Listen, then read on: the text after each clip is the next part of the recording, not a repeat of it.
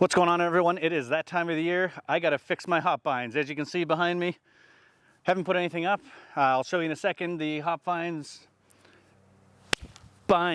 are starting to grow again. It's in a mess of weeds and stuff. So today what I'm basically gonna do is I'm gonna reset up my trellis or vine climbers or whatever. I'm gonna trim back the vines a bit, and I am going to trim back the trees a bit because they block all my sun. Either way, let's go. Party time brews. This song ain't no good, but we got nothing to lose. And you take a look with my smooth weeding techniques last year, you can barely see the hops within the mess of weeds. This year I'll try to do better. This year I will do better. But for now, see if you can spot how many I have. Oh, that one's easy to see. Yeah, I guess there's one in there. So I got here, I have the trellises already kind of set up. I don't know, trellis, cable, ropes, whatever. So I got these here. I've tied knots kind of in the proper spacing for this. Oh, and if you haven't watched the hop video, which was my first video ever, take a look at it up here in the corner. Wait, it might be in this corner, not sure.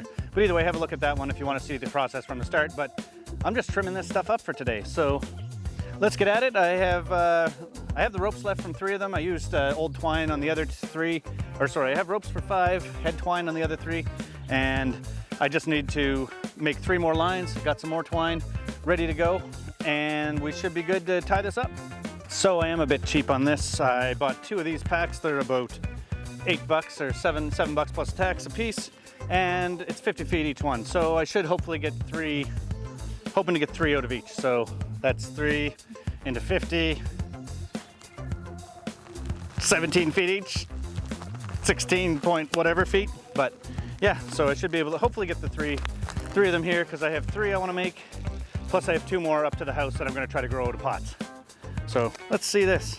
And we're just going along the line and tying the ropes to where I had the tie-on points. A couple of them were left from last year because I did not clean it up very well. Trying to use as minimal rope as possible so I can hopefully guarantee that they will tie on the bottom. But who knows?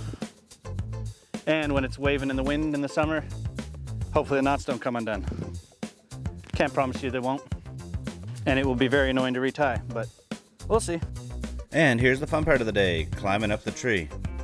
Only about 15 feet, go across that super safe branch, tie it on, pull it up tight, and then immediately realize that 2 of your precisely cut twine pieces are not long enough. We'll have to splice those later, and hope no one makes fun of us, and wonder why we're talking in third person. So I upgraded the stakes this year and bought some spiral stakes from the dollar store. They were about $3.50 each. And one thing you'll notice with these dog lines is when you do try to set them up early, the kids love to pull them out of the ground. So if you have kids, I recommend putting them in right when you're ready to tie them. This is the pièce de résistance. This is my Chinook. It got about this big last year, and it's pretty much the exact same size as it was last year, so hopefully it grows good. Now you just tie it up. I have no technique for this. There's probably better knots for this. So we got most of the ropes up. I'm just gonna splice the other cord, and that should be it, tied up, and then we'll look into trimming them down a bit. To tie these up, I use the one knot I do know, a reef knot. Right over left and under, left over right and under. I did mention that I was gonna trim them down, but they're not ready to be trimmed down yet. You wanna wait till they're all about a foot long or more before you start trimming down. So I'm gonna give it another week or so and then trim the best ones, or keep the best ones and then trim the crappy ones down to give it lots of strength. But as you can hear, I got lots of peepers going in the background. Maybe I can shut them up.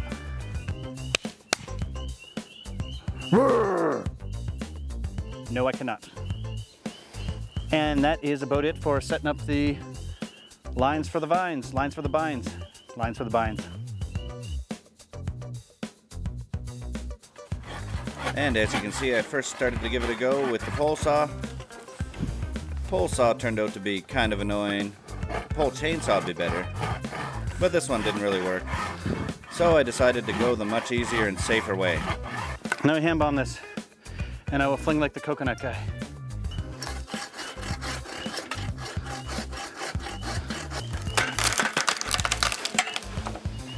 Didn't plan on that. This thing just took off half the branch underneath me, but it's still there, so I guess we'll trim it. And then we'll get all the debris away from the garden, and we should be good to clean everything up. At this point in the year, not many of my vines were ready, but the ones that were, I trained on the rope, going counterclockwise, and then you can trim away the ones that you don't train on the rope. Normally you have about 3 of the vines on the rope and get rid of the rest of them so that the 3 that are on the rope have lots of strength. At this point in the process, I had planned on being lazy, but then I decided I still needed to clean them up more. So I went out to the store and bought some mulch and soil and decided to make these things look pretty. The first thing I did was took out the whippersnipper to trim out the crap that had grown up around the hops. This is probably kind of a stupid thing to do because you can really easily cut your vines. Next thing I did, took the old rake. Wasn't really much there, but was great fun to do, as is yard work. From there, I went around with a shovel and just cleared out about 1 shovel width kind of around all the hops. This would make it easy for me to dig up the soil a little better later. In the next step, I used the garden claw to loosen up the soil a bit. Hops like well-draining soil, so after I loosened it up, I put in a mixture of peat moss and topsoil, and that should help it drain a little better. Here's the stuff I used. Pretty much just potting soil. I think it's heavy on the peat moss. And I used a little helper to get her done. That would have taken forever. So I used a bucket and did most of it myself. Sorry, Jack. I did more than you. I win. Then we went back to the garden claw to mix it up a little bit more. These garden claws are kinda handy and they're about 30 bucks at a Canadian Tire type store. And before I made what is possibly a mistake, I gave it a quick little water down to get everything nice and soaked so the plants would be happy. Here's where I made the mistake, potentially. I don't know for sure, but I decided to use some mulch on it. I didn't think of it and bought black mulch. Black mulch has crap in it to dye it. Probably don't need that. And it will make it a little more acidic than needed. But overall, it looks pretty good. Here's the kind of final product for now. Some of the vines, especially that little Chinook there, will need to wait till they grow a little more before I can do some pruning. And that's what I've done for my hops so far this year. It should get them off to a good start. I still need to trim them up from the bottom a bit. Take a look online, you'll see some information about trimming the hops as the year goes on. But for now, that's what I did. We'll give you a progress video or a short or something maybe later in the year. And the most important thing, if you liked what you saw, give it a like. If you like tight shirts and hops, might as well subscribe. And I also have some other brewing videos as well. So for now, thanks a lot. Maybe check out this video here or this one. And talk to you later.